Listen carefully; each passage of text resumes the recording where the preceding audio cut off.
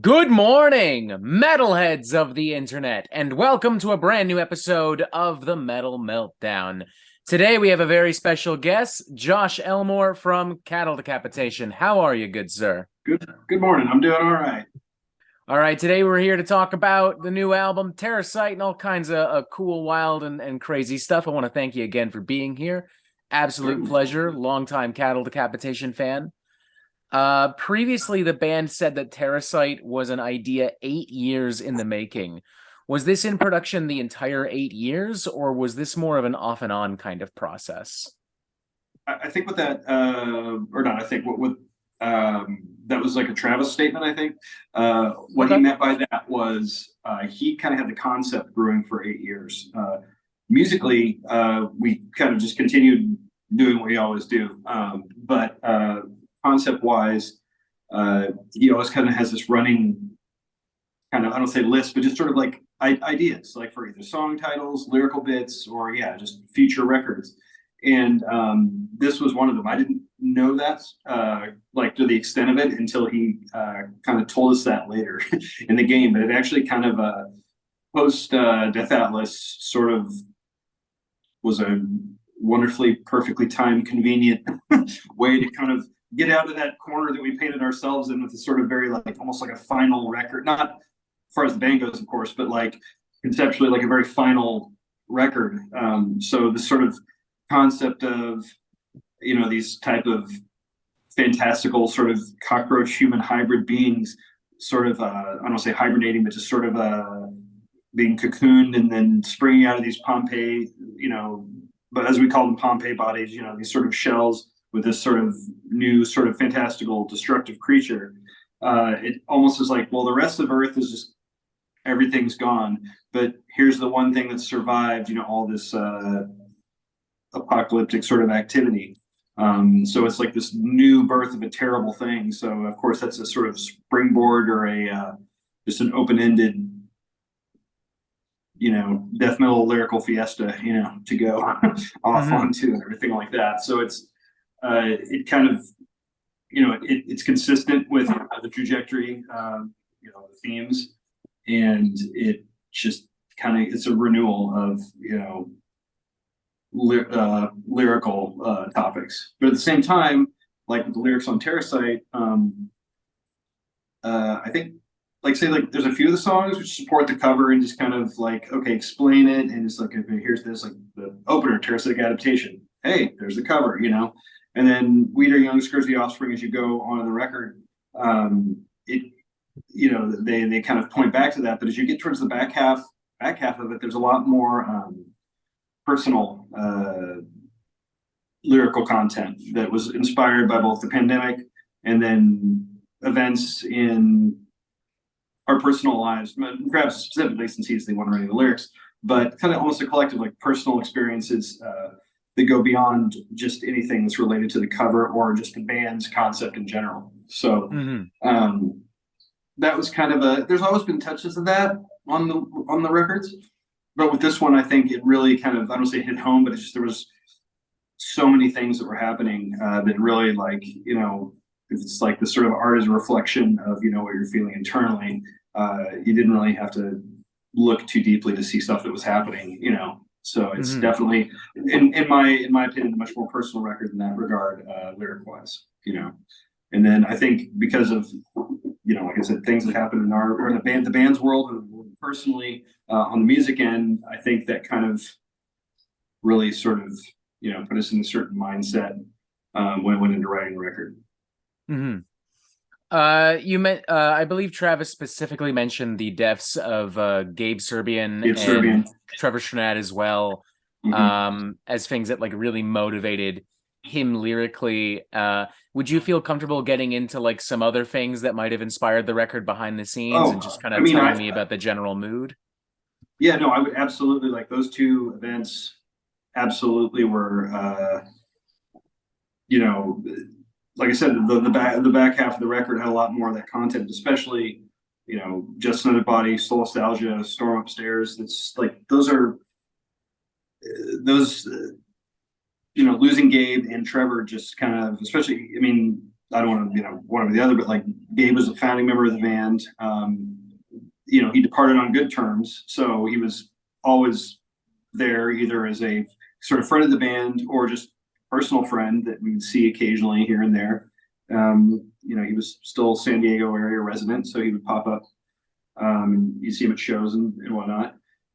So that's just, I think, if you're fortunate in life, then you get to a certain age where you don't have to have those unfortunate experiences where you lose someone in that manner. And I think all of us have had that, listening or watching or, in the bands, whatever, had that touch them. But I think this was like something that's like, okay, here's the band as a collective, two individuals, and Gabe being the founder and Trevor being a friend of the band, that really just, it was all affecting. It wasn't just like, oh, so one of our, so-and-so in the band, his friend, passed away, or, it was where we're all sympathetic to him, but this was like the band as a whole. So it really kind of, hit everyone at the same time. And it just caused a lot of like, I would say, especially for lyric writing, in Travis's case, like a lot of, reflection on everything. And I think also like the pandemic, you question everything. It's just like, well, what are we going to, obviously no one knew how things were going to shake out. So it was oh man, do I need to go to grad school or go back to school, or something, to where like, am I going to have to rethink my entire, I had a profession, and then I had a couple moments like that myself. In my regular life, I'm a chef, so past couple of years have been rough. There were more than one occasion where I thought, all right, maybe it's maybe I gotta go back to school, or maybe I gotta go work in an office or a warehouse somewhere, and that was the thing, is like, should I go back to school or whatever? And then there were like, relationships ending after many years, and others beginning, so it's this whole mishmash of like, here's like what happens in life squished into this time plus a global pandemic, So I think a lot of that, for many bands, of course, too, is reflected in our music, and especially the lyrics, for Terrasite. So, being, one of the people that's, on the music end of things, I think it's sort of like, I don't say inspired, but just sort of really further encouraged me to kind of carry on with all the sad sack shit I've been doing, for the past few records, just all this sort of like atmospheric, like moody kind of guitar parts. So I don't know, like I guess there's a positive, and that there's hopefully good art that comes out of that.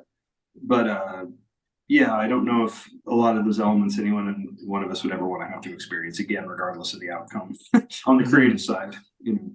There's a bit of an interesting parallel, I think, because Terrasite, conceptually deals with like new life being born out of death, like a new world, and so much of the record, at least from what I'm hearing now, is inspired by loss and tragedy and death and confusion and these weird times. So I think in a weird way, like, just from what I have heard of Terrasite, I've heard about half the album from the promo copy.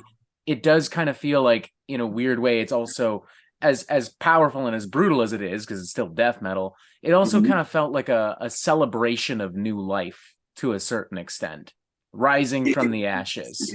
Yeah, it definitely has, like, I think, on the sonic end of things, I think it's the recording is probably, and I really was a fan of like the past few records, the recording quality and everything like that. But this one's like, there's just almost a deep, like a richness to, like, I'm talking mostly guitar tone and like bass, string stuff, and just overall like this warmth, but not like a necessarily big analog warmth, but just that this sort of, all the tones are just really like almost bowed and sonorous sounding. And I think that added to an element of like, there's like this sort of heavy reflection kind of things. Obviously the songwriting and riffs or whatever are going to be the most spurring that sort of perception. but it has a very specific sound to it. You know, I mean, if you listen to like say Monolith through Death Alice and including Terrasite, I guess, listen to all those albums, it's like, well, it's the same. Obviously, you know, there's these very big, you know, commonalities and everything, but this one just like if you put an A/B against the others, there's just this sort of a richness to it. It's definitely sets it apart from the other records, I think, sonically. But as far as like the song, like you mentioned, there being like a kind of, I don't say uplifting, but just sort of like a new beginning, you know, element too. I think it's just there's subtle, like maybe I don't say stylistic shifts, but just sort of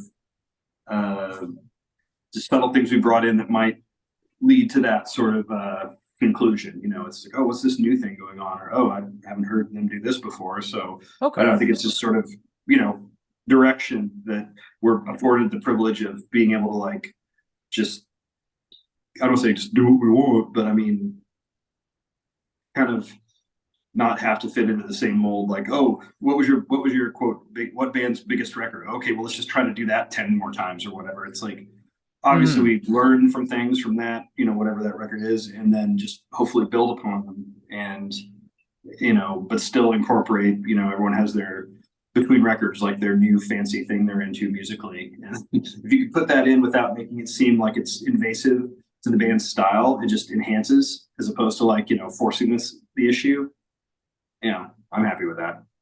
I mean, the best way to do it. I mean, even going back to like, I remember when Monolith of Inhumanity came out, and at that time, my perception of Cattle Decapitation was like, yeah, like, you know, Death Grind, Karma, Bloody Karma, and Humanure and stuff, and listening to that, like the more melodic and the more technical and the more progressive influences, like those like squealish, clean vocals, and like the more complex arrangements. There has been this really gradual progression from album to album. Like there's a similarity in the overall trajectory of each album, but I would laugh at anyone who's like, oh, they've just been putting out the same record. Like, no, you're not absolutely. You're not paying attention then.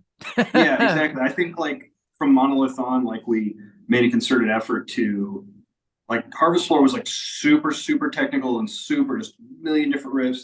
I think we kind of pulled away from that, like going, okay, let's pare this down. Let's, you know, have these, you know, really concentrate on arrangements and the song aspect and just make it really just tight. So I don't mean necessarily like, you know, stop, start, you know, techie tight, but just like a tight arrangement. You know, this is a long, you know, you may have a longer song, but it's like everything is there. There's no fat that needs to be like, oh, why does this riff go two times too long or whatever? Just really, really concentrate on streamlining everything. And I think that's where we really got, you know, better at that as a group and kind of continue to just have that level of, you know, sort of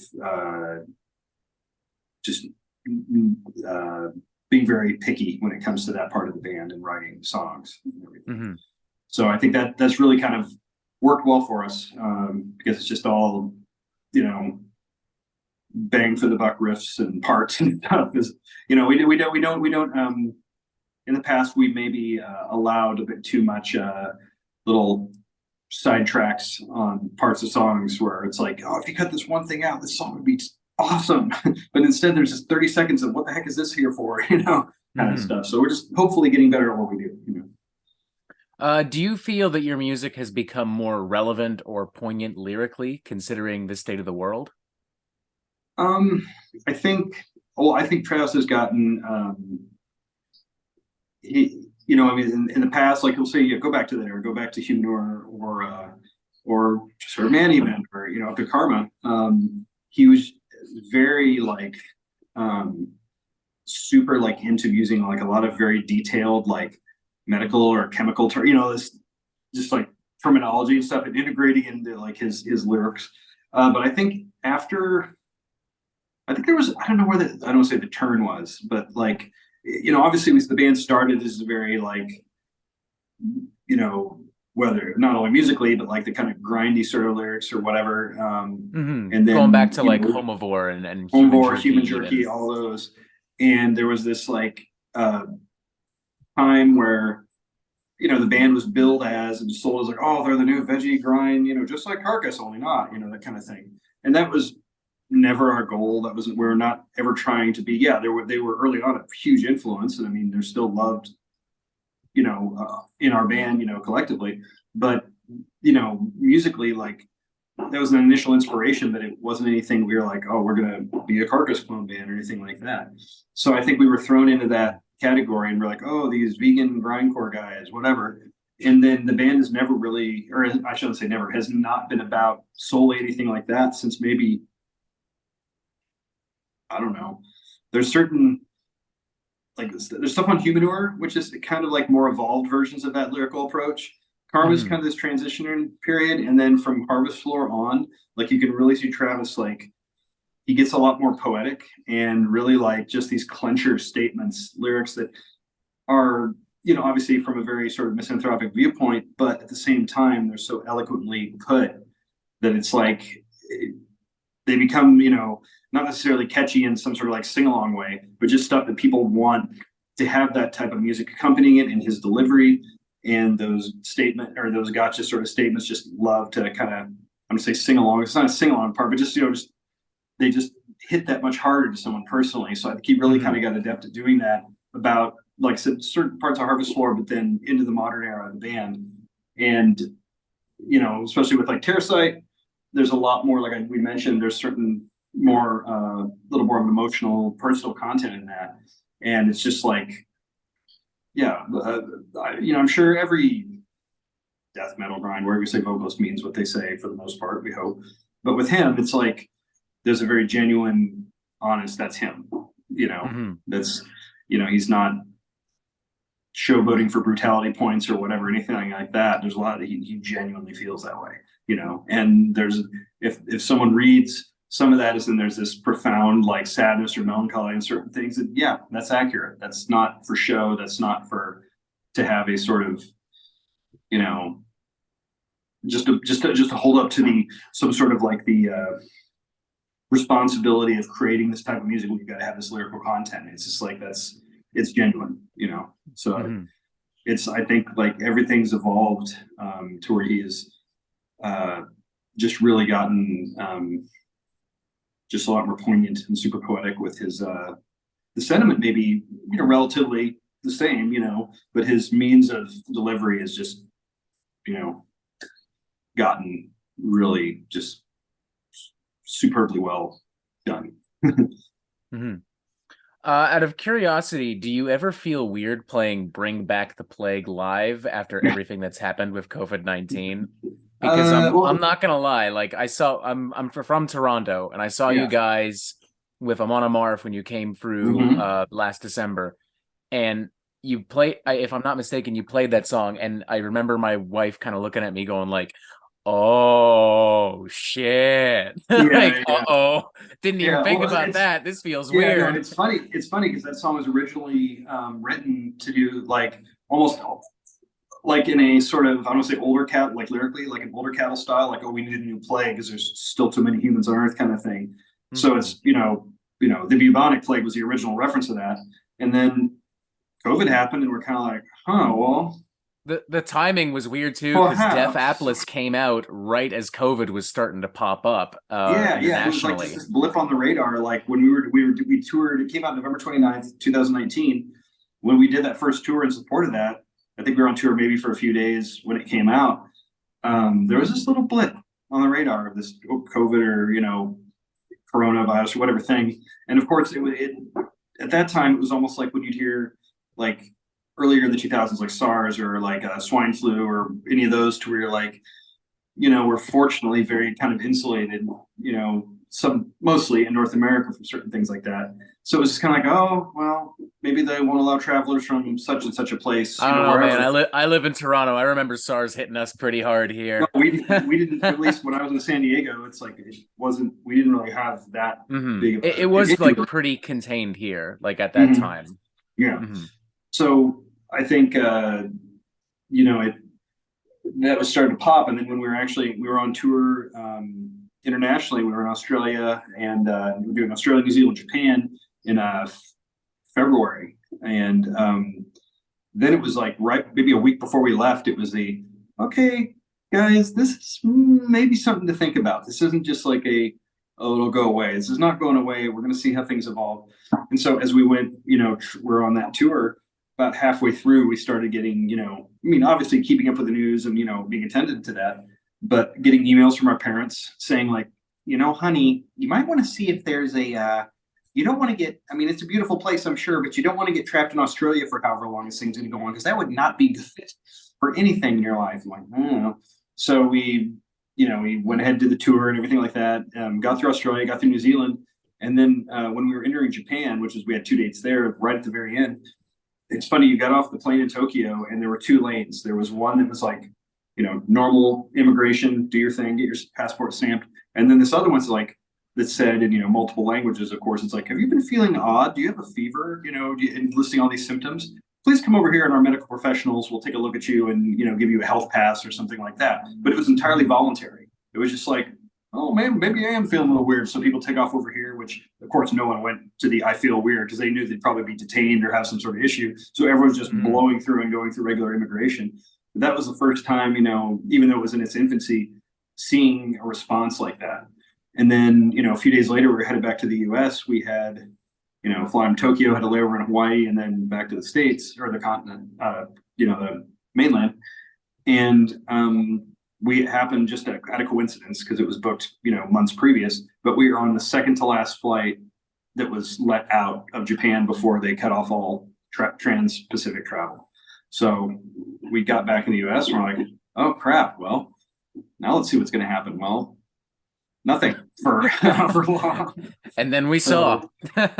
Yeah, exactly. So the plague that we, you know, were referring to originally was a different one, but then we were just like, well, I guess if people want to run with this, then please do, you know. So we did that video that, you know, came out of us, like, we literally, like, all of us recorded our parts just with our, like, mine was on, I think, like on a desk. I had my phone leaning against like a bottle of beer or something like that, or, you know, or I'm just like playing, sitting on a couch, you know, trying to like set up this little set where it was like a person who'd been isolated for a while. So I got like a pizza box and like, you know, newspapers and, you know, bottles and stuff and all that sitting behind me. And it was, I don't know. That's pretty accurate that's pretty accurate to what my home looked like at the time. Yeah, yeah. Actually, it wasn't. People were like, "Oh, that's actually a little cleaner than my place," you know, or whatever. But yeah, it was.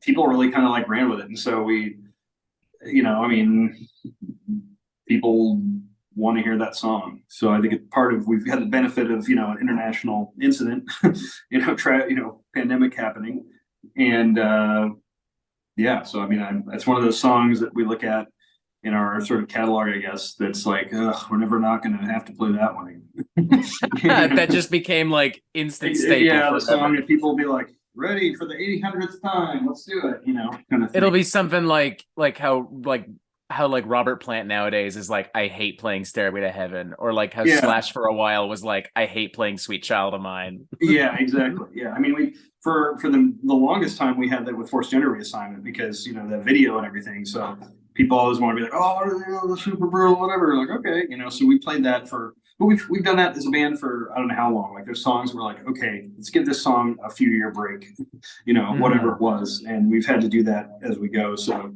I'm sure Bring Back the Plague will enter that category here probably in the next year or so or whatever. But we still have, like I said, we have this tour coming up actually with Dark Funeral starting in on May 11th. So that song might, I'm not going to make any guarantees, but might be played on that tour. And then, you know, we have another headlining tour at the end of the year, and then like some international stuff in between that. So I'm sure it'll make its appearance in all those, or maybe not. But who knows? Only one way to find out, eh? You got to pay a ticket, buy a ticket. Yeah, you might want to come out and see, and you know, I'm sure that'll be your only interest. Is like, are they going to play this stupid song? Okay, good. You gotta do. You gotta make sure like it's like the last song, and then be like, all right, we might play this, but if you want to seal the deal, buy a T-shirt, buy a record, tip the bar guys. You know, you got to be nice if you wanna hear the song. Yeah, we don't want to be one of those bands that was the like the one hit wonders where they make people sit through their entire set and play the one song that everyone knows right at the very end or something. It's like, it's like just open with it. You know exactly what everyone's here for. Okay, you guys can leave. Just buy a shirt on the way out. Thank you. I've got one more question for you, and then I'm gonna have to let you go. In a press release, you said that our band truly is an anomaly. I'd like to keep it that way. Can you expand on what you mean by this? I think that when I said that, it was the fact that I mean, in interviews with like our engineer producer Dave Otero, he's kind of sort of, for other reasons, he said that he's like, I don't know how you get 5 people together that are almost so completely different, either personality or interest, taste, or whatever, and somehow make this work. So it's this. I think it's this, because we're all different, very different people. There's this sort of, everyone's going in a different direction. In the center, there's this like, here's the creativity of, for every aspect of the band's in the center that's just constantly being, it's like some sort of like, I don't know, you could do like some sort of astronomical, like sort of comparison with like stars or just like gravity or something. It's everything's pulling out and you have this white hot, like kind of center item where here's all the good stuff. And then here's all this like, grappling, going in every different direction. So it's like, we have that, kind of pushing us creatively. And then we also, we've had this, I don't say privilege, but just sort of, we've been able to be kind of at the beginning of the band's life. And we weren't signed based on like, oh, this band's getting their pop and they're so huge. Oh crap. And then, you put out your first record, everyone's excited about it. You do the second one. Okay, cool. Everyone's so excited. And then you just kind of taper off. We've had like the reverse thing. Like we were probably signed and there was a lot of understandable, especially skepticism, where it was just like, oh, I've heard they're that grindy kind of anything. Okay, whatever. And then we've just, Metal Blade, to their credit, absolutely, have let us do creatively whatever we wanted to, and then just progress on our own, So it's like we didn't have this knock it out of the park release, the first couple of releases with them to live up to. We've done the very slow build up to, wherever we are now. And so we've kind of worked in reverse, So I mean, we've just been able to be fortunate enough to be, Travis and I are late 40s and be able to keep doing this and not, be not been like in our early mid 20s, like a lot of bands are, that like start doing really well and then make all the stupid decisions you make at that point in your life and then have that affect the band or whatever. We've waited till our late 40s to make really stupid decisions to have that effect. No, it's like, hopefully we've learned, we've not had to deal or like gotten past that point in our lives, and then, been fortunate to be at this position, that hopefully, we can just keep doing this as long as we're able to, either physically or, otherwise. So I don't know. It's we're, I guess, like, to support the anomaly thing, I guess it's like, yeah, we've worked kind of in reverse what a lot of other bands do, and just been able to work with each other while still being like, very different people, I guess you could say. So it's like, and we're all living now, like 3/5 of us aren't in San Diego. So, it's like Dave's in Seattle, Ollie's in Montreal. I live here in Berlin with my girlfriend. Dave, or Travis and Bell are still in San Diego. So it's just like, it's different people who do have a collective love of a certain type of music, but come together and butt heads and hopefully make good stuff come out of that, and then tour, and then resort to our little hidey holes and go from there. Wonderful. I like how in the midst of all that, there's like this unintentional message of like, don't be stupid in your 20s, be stupid in your 40s. Yeah, exactly. You can make a rock more. Well, it depends. You can make very like different type of not expensive, but just like mistakes in either era of your life or whatever, No, I think we're doing okay. I mean, we're doing okay. Hell yeah. Well, thank you very much for being here today, Josh. It's been an absolute pleasure to speak with you. Ladies and gentlemen, make sure you check out Terrasite when it comes out in May. Make sure you check out Cattle Decapitation on tour with Dark Funeral, and I believe you said headlining later this year as well. Yeah, in the fall. That's the tentative plan, which I cannot give any more details on. But yeah, that's towards the end of the year. We'll be doing like a full deal where we can, do a longer set and, have our full production and everything like that, and make a big thing of it. Hell yeah, looking forward to it. Yeah. All right, ladies and gentlemen, thank you for being here. As always, you have yourself a fantastic fucking day. Thanks, sir.